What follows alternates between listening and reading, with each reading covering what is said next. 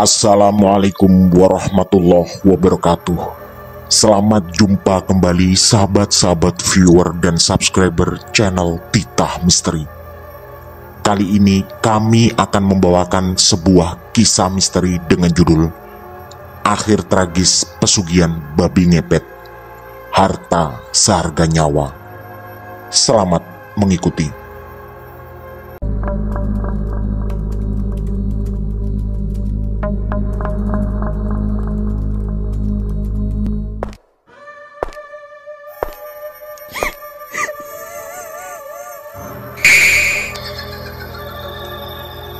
Jangan pernah mengikuti kisah ini sendirian. Jawa Timur 1989. Pagi itu, kabut tipis masih menyelimuti desaku. Udara pagi yang dingin membuat suasana terasa semakin sunyi. Hanya suara burung-burung kecil yang terdengar sesekali memecah keheningan. Di rumah tua bercat pudar, aku sedang bersiap-siap mengantar anak-anak ke sekolah. Hari ini adalah hari yang berat. Seperti hari-hari sebelumnya sejak kejadian mengerikan itu. Aku yang dulunya hidup bergelimang harta, kini harus menerima kenyataan pahit. Setelah ayahku pensiun dan jatuh sakit, keluarga kami mengalami kemerosotan keuangan yang tidak terelakkan. Ayah yang dulunya dihormati sebagai pegawai negeri yang sukses, ternyata menyimpan rahasia kelam. Kekayaan yang kami nikmati selama ini ternyata berasal dari uang korupsi.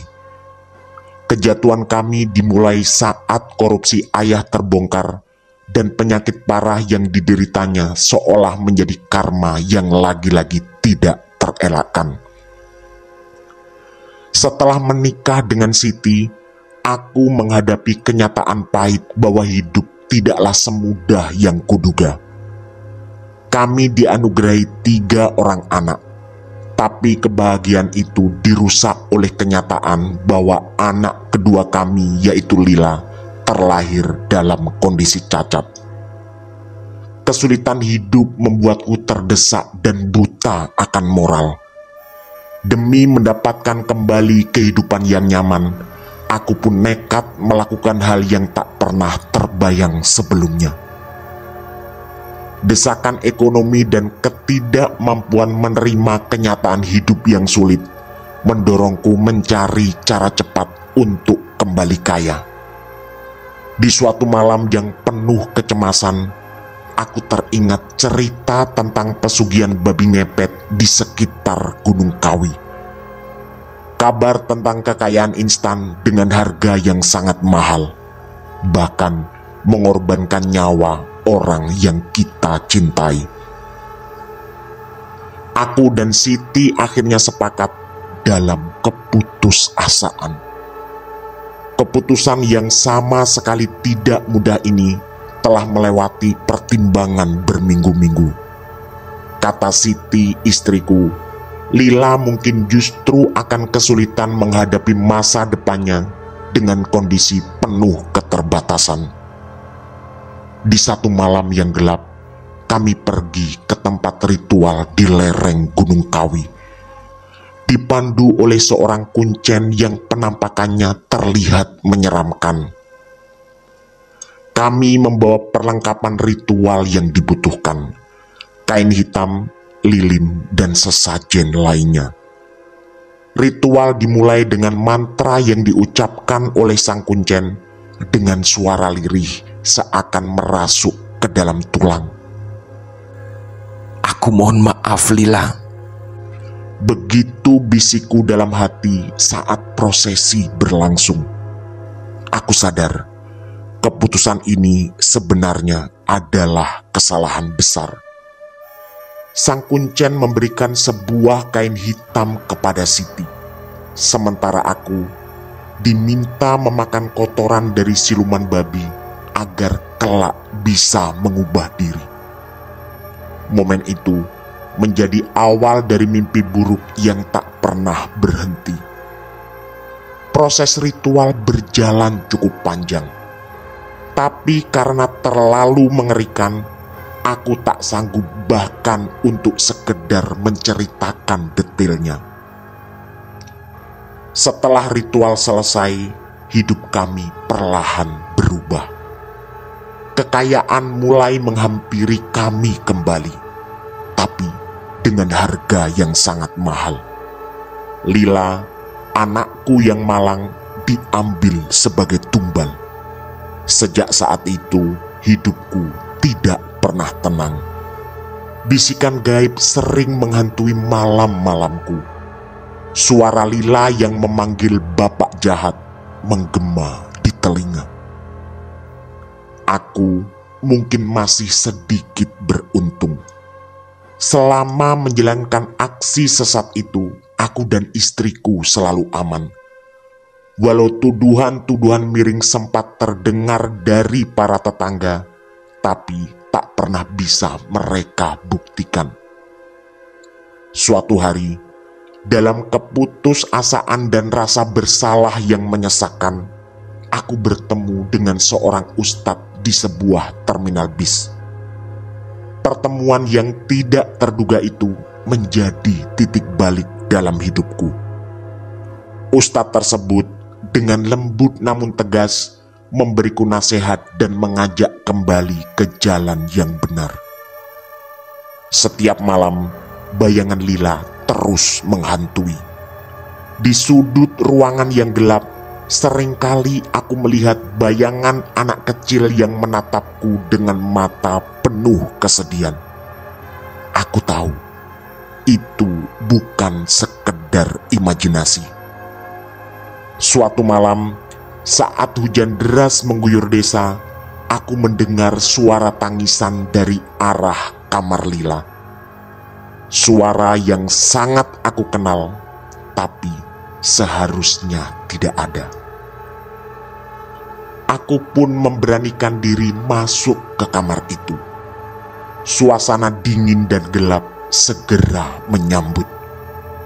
Di sudut ruangan, dekat tempat tidur yang kini kosong, terlihat bayangan Lila yang berdiri menungguiku.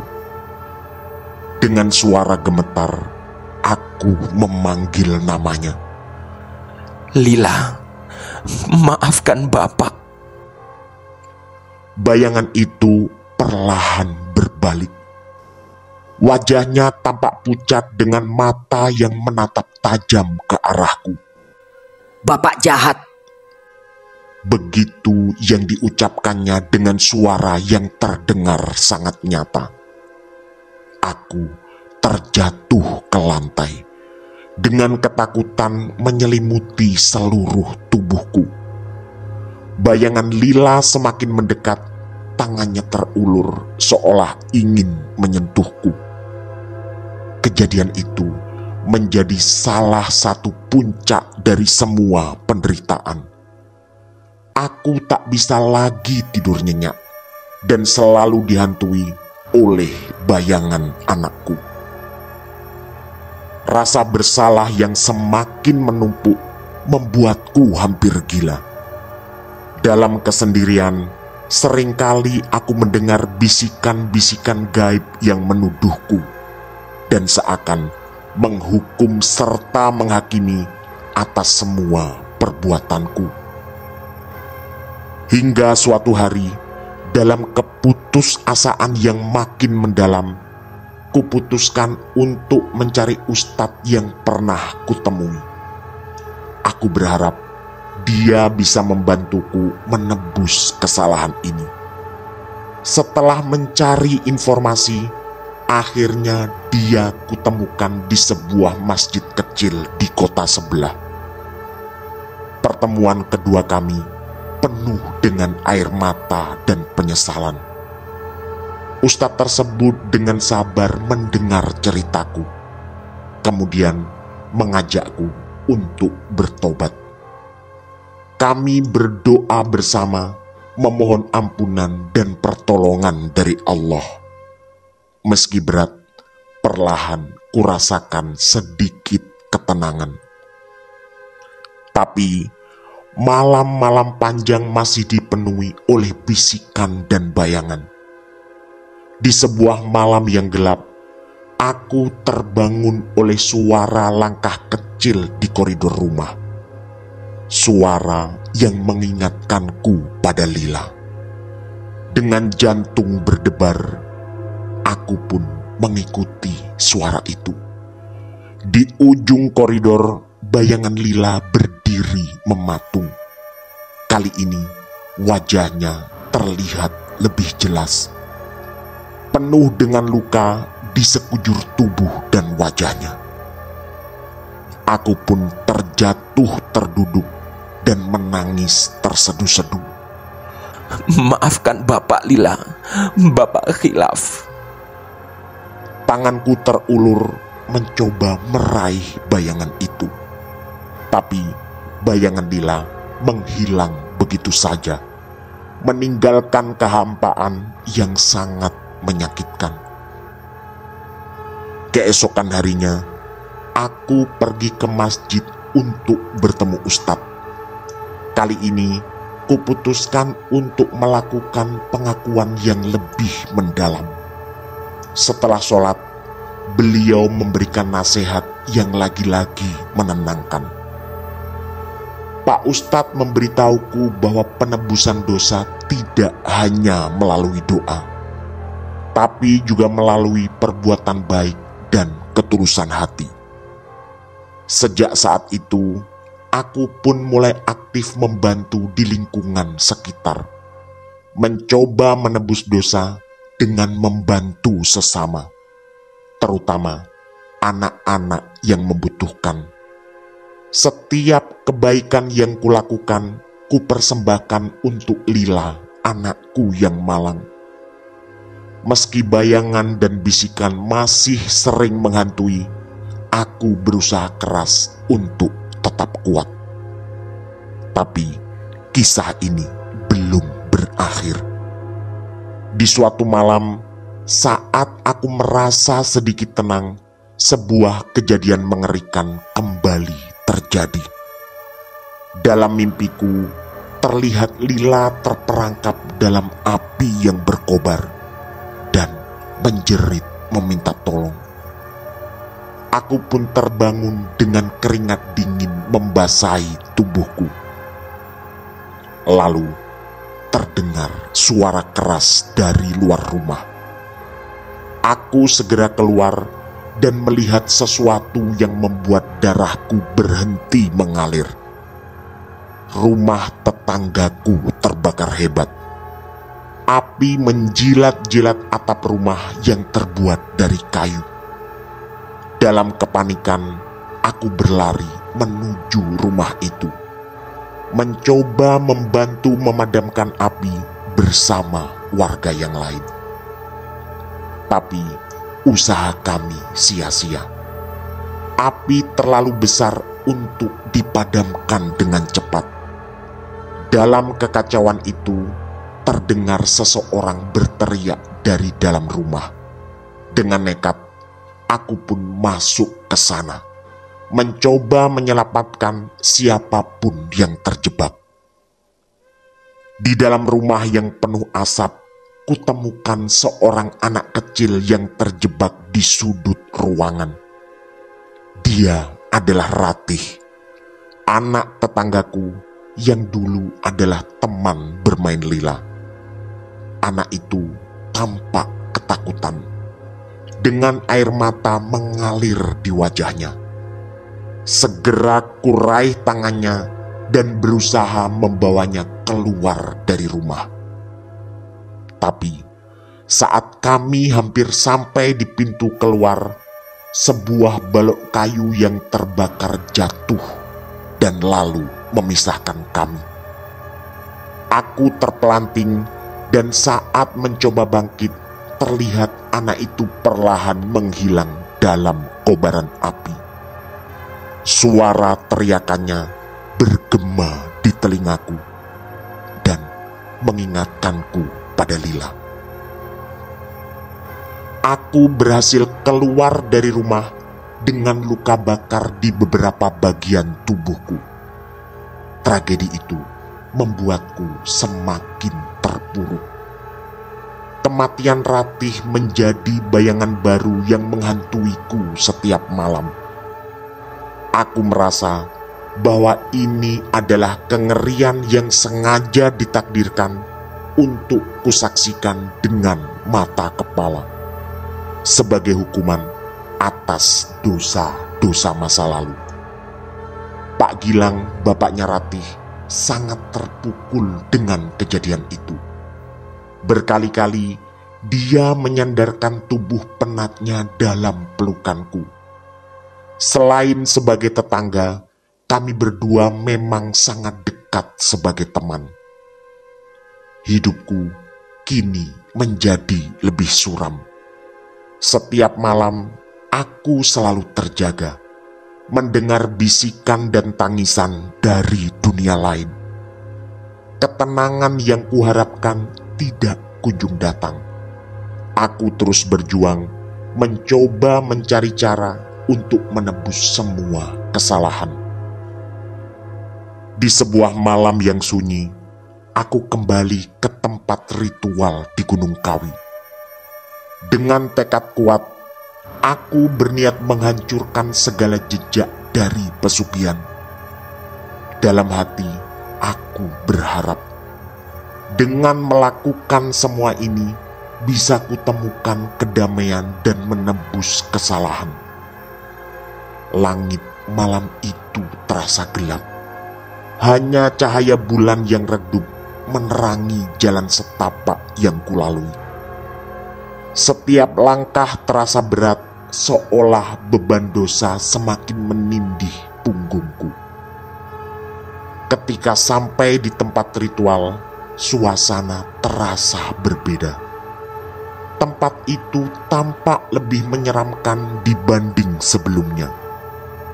Pohon-pohon besar yang mengelilingi seperti bayangan raksasa yang siap menelan siapapun yang mendekat. Aku berlutut di tengah tempat ritual, di depan tempat sesajen yang dulu pernah kutinggalkan. Dengan suara serak, aku mulai berdoa dan memohon ampunan serta pertolongan. Aku sangat menyesal telah melakukan ritual ini dulu. Dan salah satu doa terpentingku adalah kedamaian untuk Lila. Tiba-tiba terasa kehadiran sesuatu yang sangat dingin di belakangku. Bulu kuduk yang berdiri membuat tubuhku terasa kaku. Perlahan setelah aku menoleh, terlihat sosok Lila berdiri di sana. Wajahnya pucat dengan mata penuh kesedihan. "Bapak kenapa?" Tanyanya dengan suara yang menggema di antara pepohonan. Aku terisak, tak mampu menjawab. Rasa bersalah menghantamku seperti gelombang besar. Sosok Lila perlahan menghilang, meninggalkan seberkas cahaya yang memudar. Dalam sekejap, tempat itu menjadi sunyi kembali. Tanganku menggenggam erat tanah di bawah kakiku, berharap bisa melepaskan segala beban yang menindih. Setelah beberapa saat berdoa dan menangis, aku pun akhirnya bangkit. Dengan sisa-sisa tenaga yang ada, aku mulai merusak semua benda-benda yang ada di tempat itu. Kain hitam, sesajen, dan segala peralatan ritual kuhancurkan. Ketika semuanya selesai, suasana seketika berubah. Angin kencang berhembus, membuat pepohonan bergoyang dengan keras. Terdengar suara gemuruh dari kejauhan, seolah alam merespon tindakanku. Aku berdiri tegak menatap langit yang semakin gelap. Lalu muncullah sosok mengerikan di hadapanku. Ingatanku bisa merekam jelas. Ini adalah siluman babi yang dulu mendatangi ketika awal menjalani ritual. Kedua matanya yang merah menyala menatapku dengan penuh kemarahan. Tak ada yang diucapkannya, tapi tatapannya menghadirkan kengerian yang sulit kulukiskan. Tapi tekadku sudah terlalu kuat. Aku tak sudi lagi berurusan dengan semua ini, dan berjanji akan memperbaiki hidup untuk menjadi pribadi yang lebih baik. Sambil berusaha mengumpulkan segenap keberanian, doa-doa kulantunkan dengan lisan dan hatiku. Untungnya, tak lama kemudian, sosok itu lenyap dan meninggalkan aku yang penuh penyesalan. Keesokan harinya, aku pun kembali ke desa dengan tekad baru. Ustadz yang kutemui sebelumnya menyambut dengan senyuman lembut. Dia terus memberikan nasihat dan dukungan untuk membantuku memulai hidup baru. Aku harus bekerja keras, aktif di masjid, dan berusaha menjadi ayah yang baik bagi anak-anakku yang tersisa. Tapi bayangan Lila tetap menghantuiku. Setiap malam aku masih sering mendengar bisikan dan tangisan.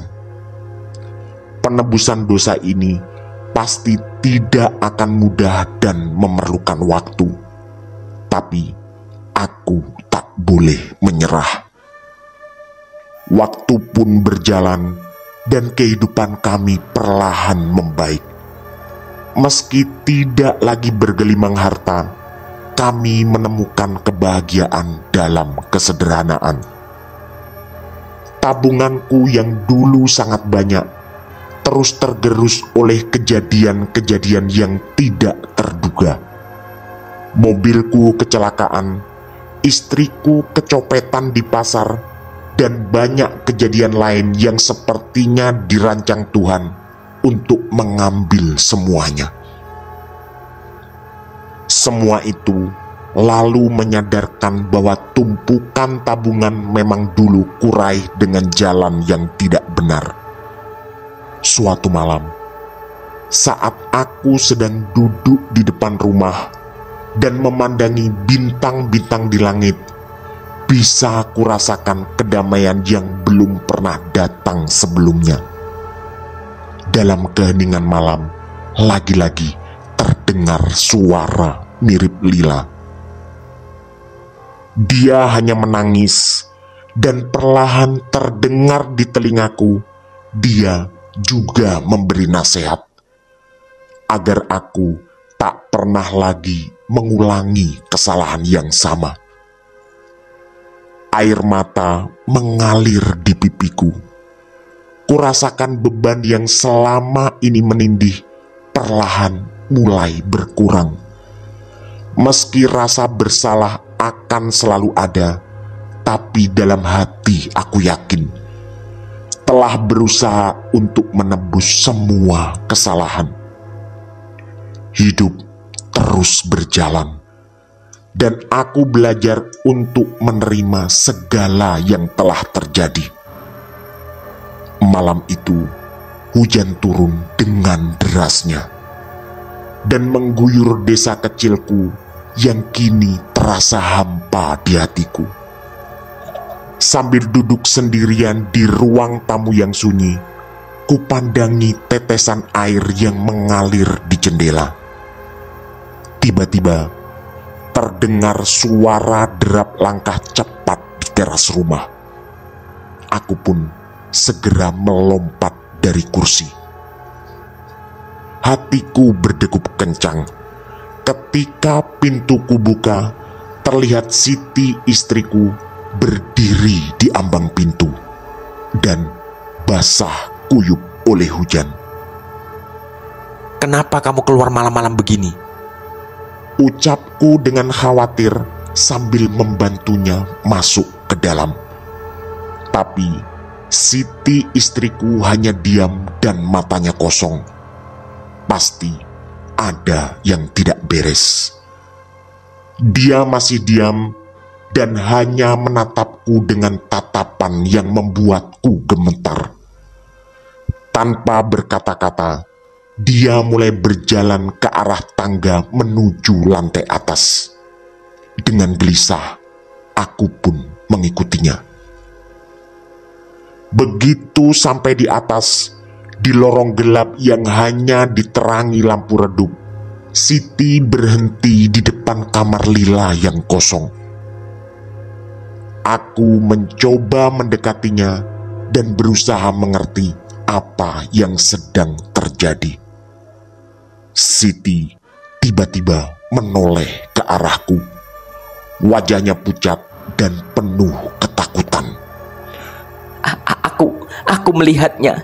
Dia ada di sini. Begitu gumamnya lirih. Aku tak mengerti apa yang dimaksudnya. Tapi sebelum aku bertanya lebih jauh, terdengar suara tawa di balik pintu kamar Lila. Suara itu merayap menusuk ke dalam dada, mengirimkan kejutan yang membuatku merinding. "Siapa itu, Siti?" desisku dengan nafas tersengal. Tapi lagi-lagi Siti hanya menatap pintu dengan ekspresi takut. Tanpa peringatan, pintu kamar tiba-tiba terbuka dengan sendirinya. Terlihat sesosok bayangan hitam yang muncul dari dalam kamar, tapi terlalu cepat untuk kuperhatikan dengan jelas. Siti berteriak keras, terkejut dan ketakutan.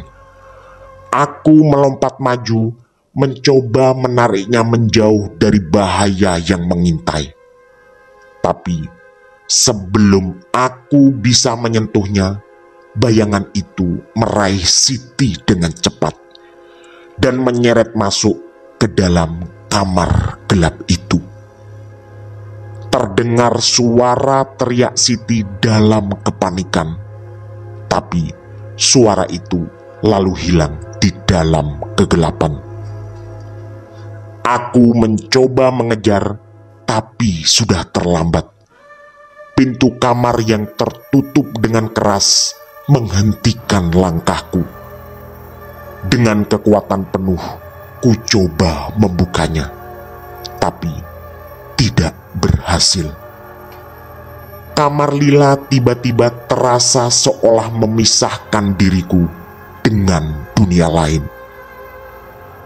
Dalam kepanikan dan putus asa, aku pun berusaha memanggil bantuan. Beberapa tetangga segera datang membantu. Tapi ketika kami berhasil membuka pintu kamar, tak ada jejak apapun.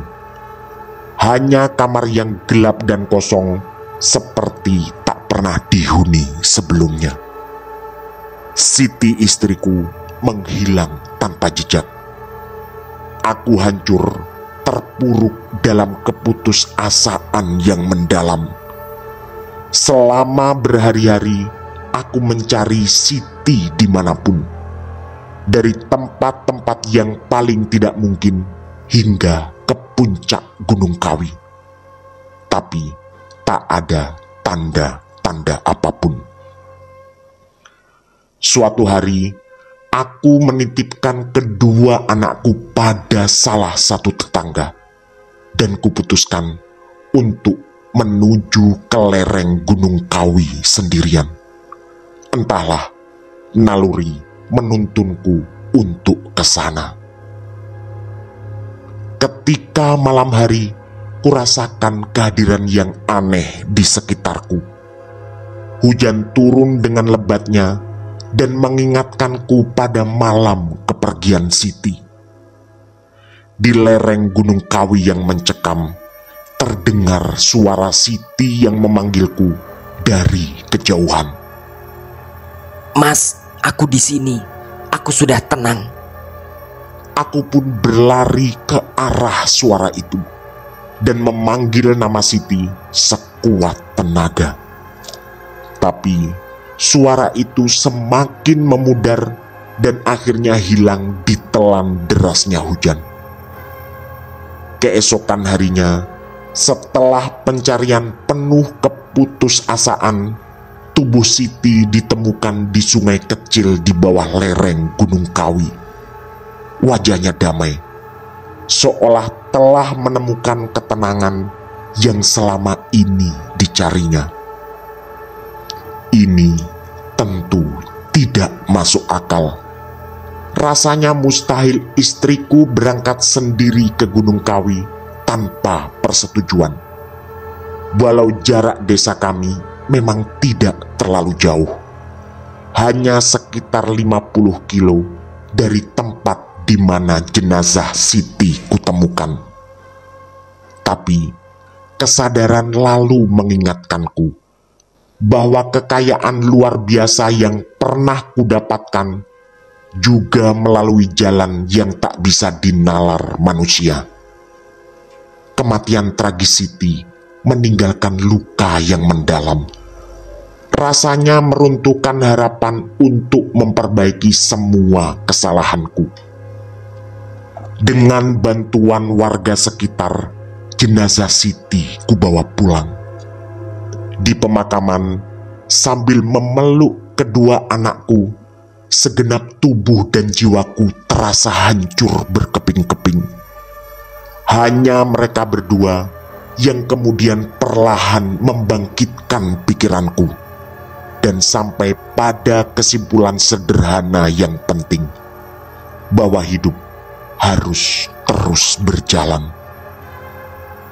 Kulanjutkan hidup dalam penyesalan dan kesedihan yang tak terhingga. Setiap hari, doa kulantunkan untuk Siti dan Lila, memohon agar mereka berdua mendapatkan tempat yang layak di sisi Tuhannya. Meski hidup terus berlanjut, bayangan Siti dan Lila tetap menghantuiku dan mengingatkan pada semua dosa dan tragedi yang pernah terjadi. Hingga suatu hari, ketika kurasakan tak sanggup lagi menanggung beban ini, aku pun meminta nasihat dari Ustadz Danu lagi, yang dulu pernah kutemui di terminal bis. Dan hidupku perlahan kembali tenang dengan menyisakan penyesalan yang tak akan pernah kuulangi. Hari ini, aku duduk di ruang tamu rumahku yang sunyi, memandang wajah-wajah anak cucuku yang sedang bermain di halaman belakang. Rambutku yang sudah memutih menunjukkan tanda-tanda usia, dan kerutan di wajahku menyimpan perjalanan hidup yang panjang. Di tahun 2015 ini, aku tetap berusaha mencari ketenangan dan kedamaian, walau bayangan kesedihan tentang Siti dan Lila tetap mengikuti perjalanan hidupku. Aku adalah Rudi, nama yang pernah dikenal sebagai orang yang terjebak dalam kegilaan harta. Sekarang usiaku sudah 60-an. Hidupku berbeda jauh dari masa lalu yang gelap dan penuh dosa. Aku berusaha menjalani sisa waktuku dengan ketenangan dan kedamaian, memperbaiki diri dan menemukan jalan hidup yang sejati. Setelah tragedi puluhan tahun lalu, semua memang kurasakan sulit. Untunglah, dengan bimbingan dan dukungan dari Ustadz Danu dan komunitas masjid, aku menemukan jalan kembali kepada Tuhan. belajar agama dengan tekun, dan menjalani hidup dengan penuh ketulusan dalam beribadah dan berbuat baik. Meski begitu, bayangan masa lalu terkadang menghantui. Ada penyesalan yang tidak pernah hilang atas segala dosa yang pernah kutempuh. Terkadang suara Lila dan Siti masih terdengar di antara bisikan-bisikan angin malam yang menyusup masuk melalui jendela. Semuanya harus menjadi pelajaran berharga. Kini aku harus menjadi panutan bagi anak cucuku. Kuajarkan pula pada mereka tentang bahaya keserakahan, serta pentingnya memegang teguh nilai-nilai agama. Saat ini, dalam keheningan malam, aku duduk sendiri di ruang tamu yang tenang. Suasana rumah dipenuhi dengan damai yang sulit kudapatkan di masa lalu. Kutatap langit malam yang berbintang dan mencari kehadiran mereka di antara cahaya yang bersinar indah. Dalam doa yang kuhaturkan malam ini, aku memohon agar Tuhan memberikan ampunan bagi seluruh hamba-Nya, termasuk aku yang pernah tersesat di jalan gelap. Maka berakhirlah cerita ini yang penuh dengan lika-liku dan ujian. Tapi aku harus percaya, setiap ujian memiliki hikmahnya sendiri. Larutnya malam ini, kututup dengan derayan air mata dalam simpuhku di atas sajadah. Walau ketenangan semakin kurasakan, ada keraguan besar yang selama ini menyiksaku, yaitu untuk seorang yang sangat kotor sepertiku, apakah masih tersisa ampunan? Tamat. Demikian kisah misteri dari kami, akhir tragis pesugihan babi ngepet, harta seharga nyawa. Semoga kisah-kisah kami cukup menghibur dan menemani sahabat-sahabat semua. Mohon maaf apabila terdapat kesalahan dalam pemilihan atau penuturan kata. Kami dari tim Titah Misteri mengucapkan terima kasih. Dan wassalamualaikum warahmatullahi wabarakatuh. Pesan saya, jangan bercermin sendirian di tengah malam. Sampai jumpa.